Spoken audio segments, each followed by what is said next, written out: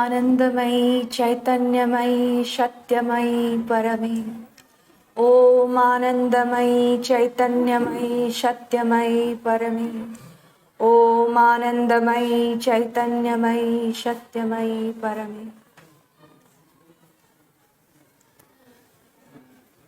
दिव्य जननी श्री माँ परम प्रभु श्री अरविंद और यहाँ पे उपस्थित सभी मातृ संतानों को मेरा प्रणाम। बहुत ही अच्छा लग रहा है ऐसे एक परिवेश में, ऐसे एक वातावरण में हम श्री माँ श्री अरविंद जी की बात आज आप लोगों को बता रहे हैं। तो ये जो 1 घंटा जो हमें मिला है वो बहुमूल्य समय, वो आप लोग उसे ध्यान से सुने, आगे जाके वो बहुत हमको हेल्प करेगा। इसीलिए हम ये जो प्रयास कर रहे हैं, हम कहाँ से आए हैं, बहुत दूर से आए हैं और आगे भी बहुत जगह जाने वाले हैं। तो ये प्रयास क्यों चल रहा है? एक अच्छी बात है, एक नई चीज है, एक नया सच है जो कि सबको जानना है। अगर जानेंगे तो वो समय, वो जो सच तुरंत जल्दी यहाँ पे प्रकाशित हो सकता है। इसीलिए हम सभी जगह जा रहे हैं और आप लोगों के पास भी यहाँ आए हैं। तो पहले वो जानने से पहले श्री अरविंद जी क्या कहे हैं, वो जानने से पहले श्री अरविंद जी को हमें जानना है। वो बहुत ही मुश्किल बात है क्योंकि श्री माँ कह रही हैं कि Shri Aurobindo ji is as vast as universe. अगर विश्व को अगर जो जान रहे हैं हम, अभी भी कुछ बात रह गया है जो हम जान नहीं पाए हैं। ऐसे ही श्री अरविंद जी को हम जितना जाने और वास्ट है वो, पर जो हम जितना भी हम जान पाए वो हमारे लिए हमें बहुत ही हेल्प करेगा। तो जो वो बोल रही थी, श्री अरविंद जी एक फ्रीडम फाइटर थे और देश के लिए बहुत कुछ काम किए। तो श्री अरविंद जी कैसे, मतलब वो उनका वे क्या था? श्री अरविंद जी जब फ्रीडम मूवमेंट में थे, पहले जब इंडिया आए, वो पहले विदेश में अपनी पढ़ाई पूरी खत्म की और विदेश में जब थे उनके पिताजी पहले उनको भारत के बारे में कुछ भी भनक भी लगने नहीं दिया, कितने अत्याचार हो रहे हैं।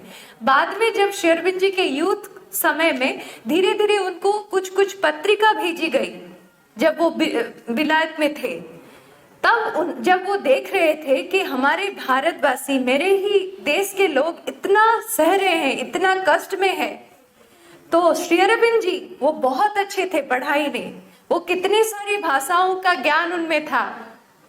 तो तब वो जो पढ़ाई कर रहे थे, उसके बाद उनको एक ICS एग्जाम देना था, उसमें भी मतलब जो रिटन एग्जाम में वो अव्वल किए थे। पर वो जानबूझ के, और एक एग्जाम था जिसको घुड़सवारी की एग्जाम बोला जाता है, वो एग्जाम जानबूझ के नहीं दिया। क्यों नहीं दिया? क्योंकि अगर वो दे देते तो वो किसके अधीन काम करते?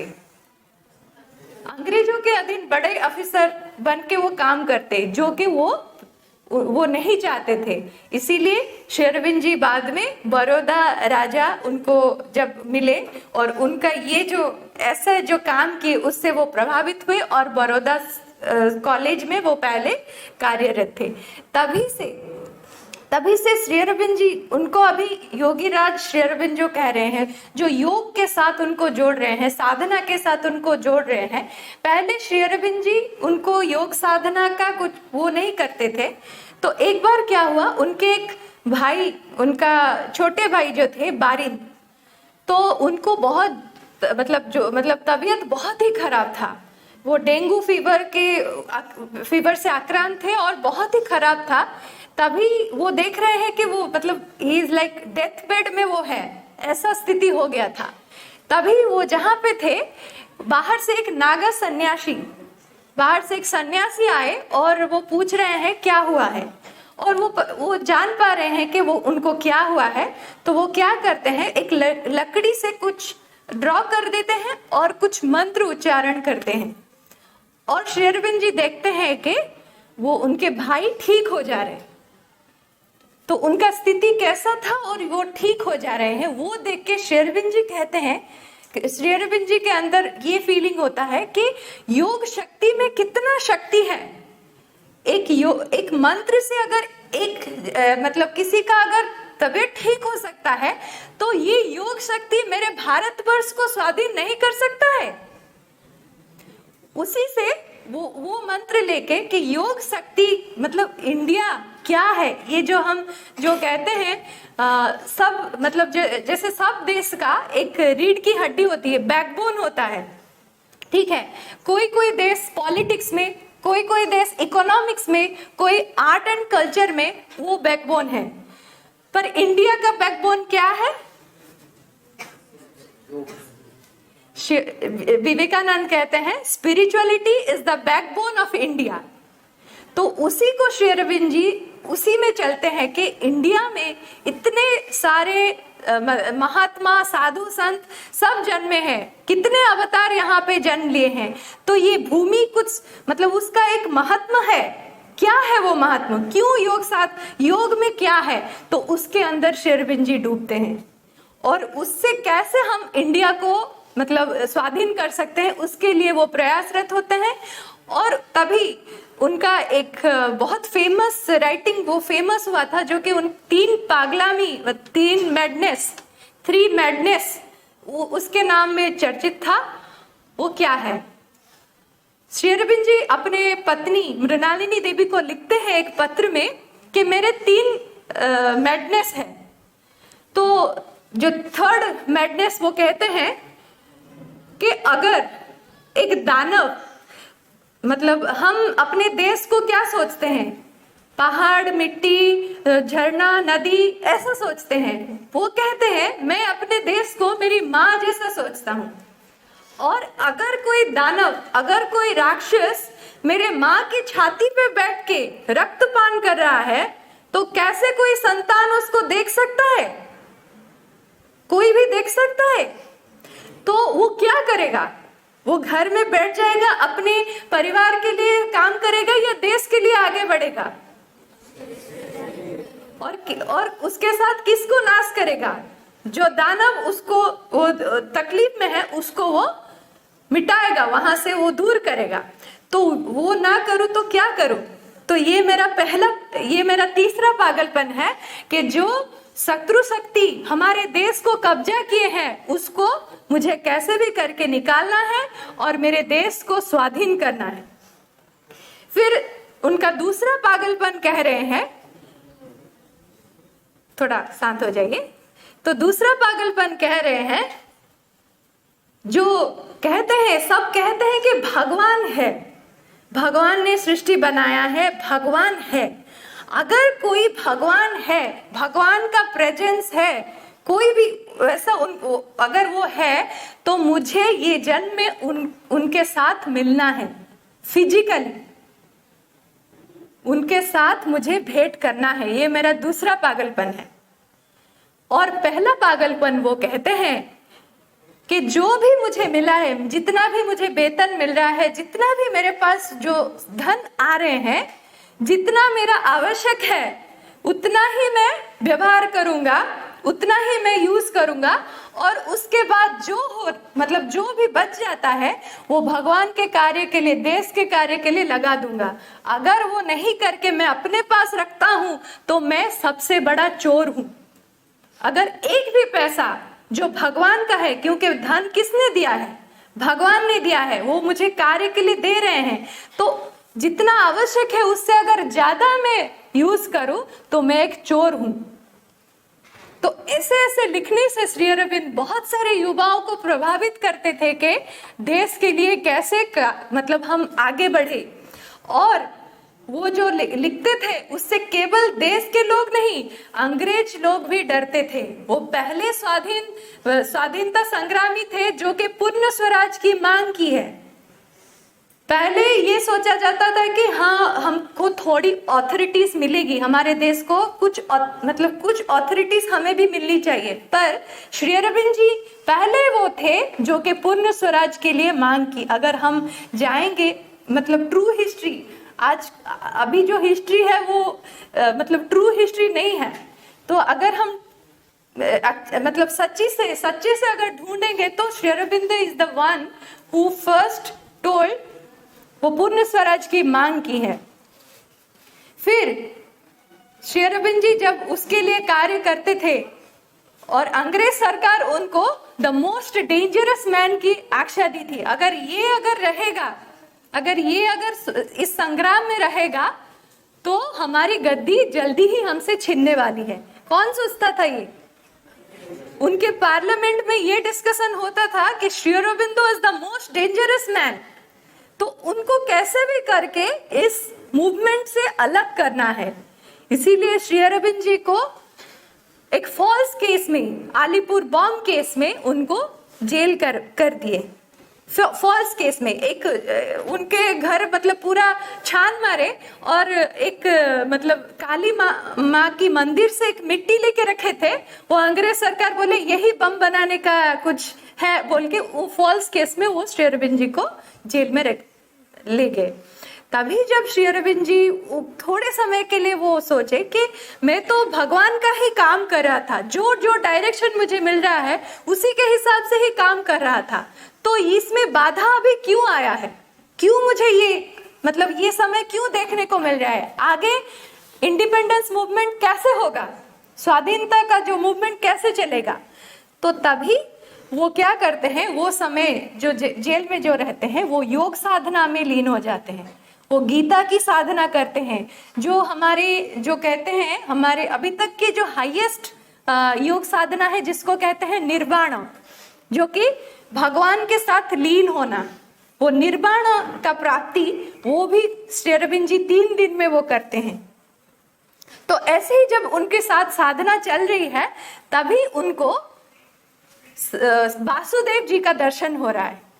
तो वासुदेव जी उनको बोल रहे हैं कि ये कब, ये 1909 को वो जब दर्शन दिए और बोले कि भारत का स्वाधीनता निश्चित है, उसे कोई भी नहीं रोक सकता, पर उस कार्य के लिए नहीं, तुम्हें कोई और कार्य के लिए चुना गया है, तुम आए हो, वो कार्य क्या है।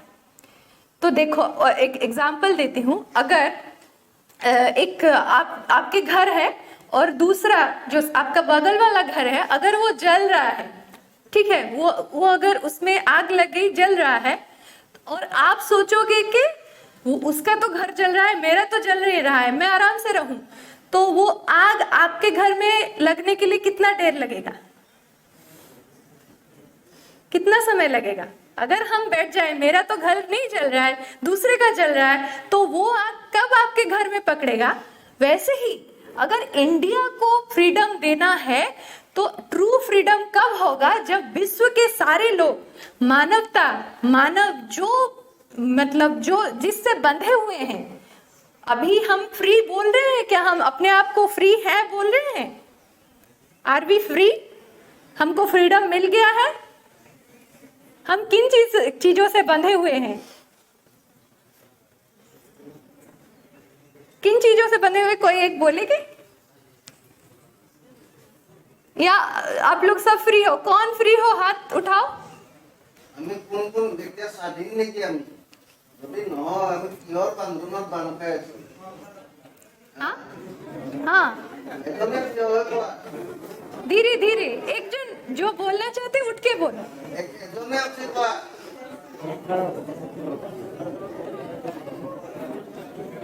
क्या बोले वो है, संसार के मुंह में है। बाप रे, संसार के मोह में है। वेरी नाइस आंसर, जो बोले पूरा सही बोले, बंधन में बन रहा है, ऐसा बन रहा है। Very right answer. जो हम जो देख रहे हैं, साइलेंस आगे भी बहुत अच्छा चीज बताने वाले हैं, अगर साइलेंस होगे तो ही जान पाओगे। तो श्री अरविंद जी कह रहे हैं जिन सब से मनुष्य बंधा हुआ है, अपने क्रोध से वो बंधा हुआ है, वो नहीं चाहता है पर गुस्सा कर देता है, बाद में वो पछताता है। वो जो अभी आप लोग कौन बूढ़ा होना चाहते हो, चाहते हो, सर भी नहीं चाहते, कौन चाहते हो,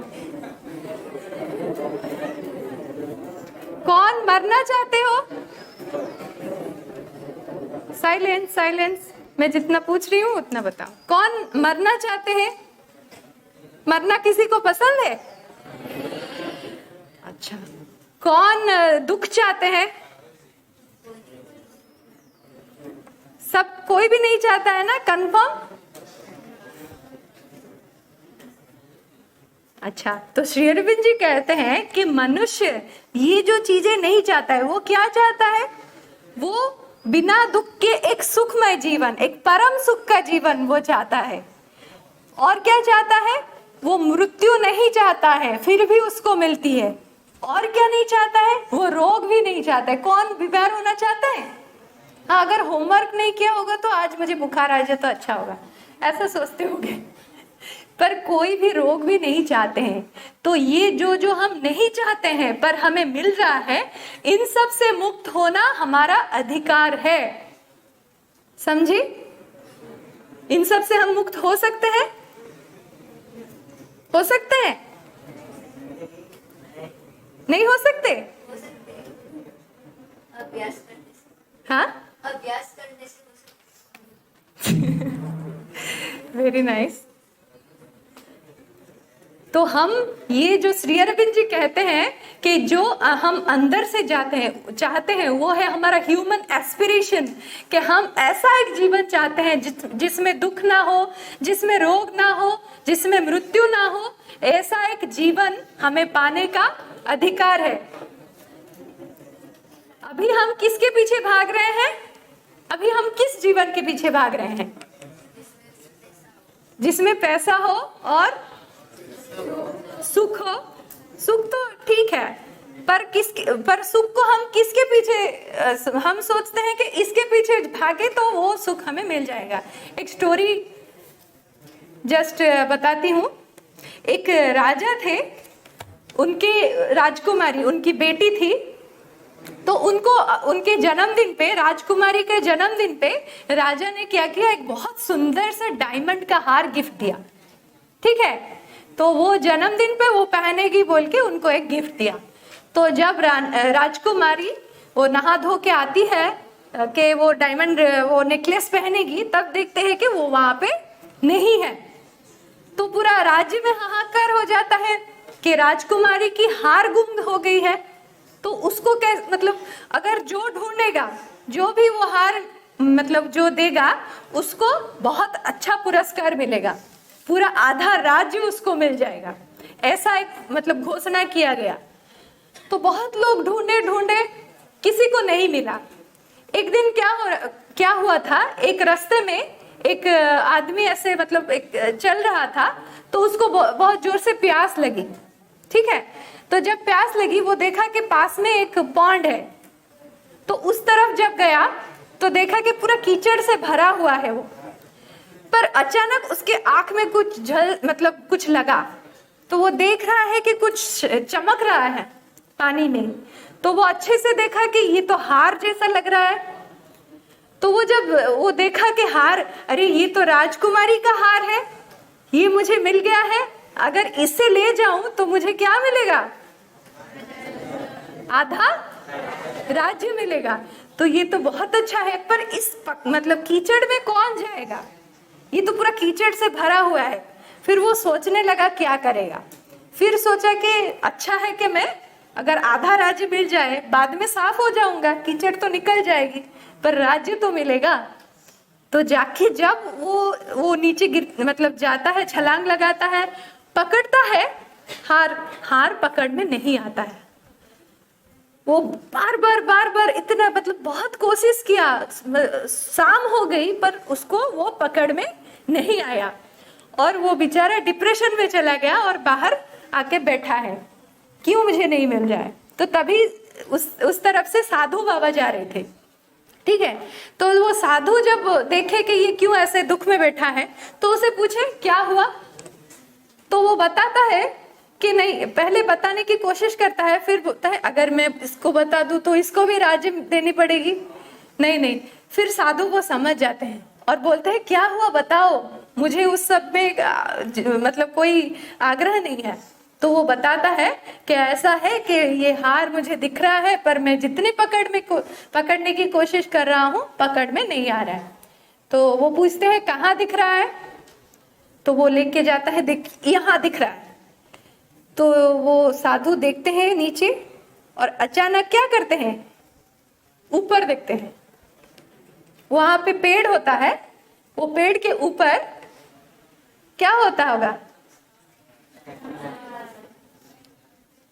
तो पेड़ के ऊपर एक चिड़िया बैठी है। वो क्या की है, वो हार, उसके घोंसले में वो हार है जिसका रिफ्लेक्शन ये कहाँ गिर रहा था।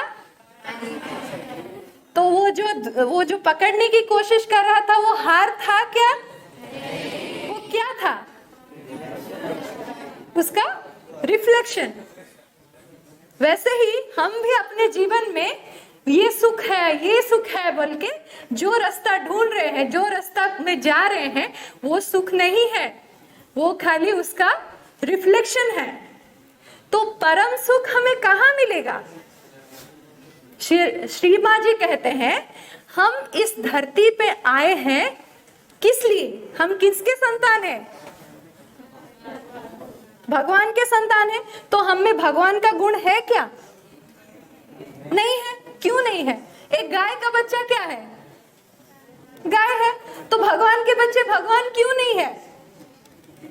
इसीलिए वो कहा जाता है कि मनुष्य अभी जो अवस्था में है वो फाइनल नहीं है, वो अवस्था उसका शेष नहीं है। एक छोटे से वायरस ने हमें बता दिया कि हम शक्तिशाली नहीं हैं। तो इसीलिए श्री अरविंद जी कहते हैं हमारे आगे भी और एक जाति आने वाली है जो कि भगवान के गुण को प्रकाश कर पाएगा। और स्वर्ग जो कहते हैं हम स्वर्ग की प्राप्ति करें, हम वैकुंठ का प्राप्त करें, वो स्वर्ग कहीं ऊपर नहीं, इस धरती में ही एस्टेब्लिश होगा। वही स्वप्न श्री अरविंद जी देखे हैं और उसके लिए एक शक्ति को भी श्री अरविंद जी इस पृथ्वी में अवतरित किए हैं। वो शक्ति क्या है, अतिमानव शक्ति। क्या है, सुप्रामेंटल फोर्स। ठीक है, तो वो शक्ति जो यहाँ कार्य कर रही है उसके लिए हमें क्या करना है, जो दीदी पहले बोली कि हमें सरल कर दिया गया है हमारे लिए कि हमको केवल क्या करना है, हम अपने दिन के आरंभ से दिन के खत्म होने तक हमें भगवान के साथ जुड़ के हर कार्य करना है। ठीक है, एक नंबर है, ठीक है, उसके साइड में 0 ऐड कर देते हैं, क्या होगा, जोर से बोलो, एक के साथ 0 ऐड करेंगे तो क्या होगा, और एक 0 और एक 0, एक निकाल देते हैं, एक निकाल देते हैं और 10 0 जोड़ दो पीछे, नहीं बहुत बड़ा नंबर होगा ना। एग्जैक्टली हमारे लाइफ में भी वो एक है भगवान, और जो 0 है ये हमारा एजुकेशन है, और एक 0 है जो हम जॉब करते हैं, और एक 0 है हमारा फैमिली। पर ये एक को निकाल के हम ये सब जोड़ते जाएं तो वो जीवन का कुछ मूल्य होगा, वो क्या होगा, अ बिग 0। इसीलिए हमें क्या करना है, हर वक्त क्या करना है, कैसे जुड़ेंगे उनको, एक मतलब दोस्त की तरह हम मतलब उनको हर वक्त अपने जो भी अंदर है वो बताते जाएंगे। खत्म होने वाला है।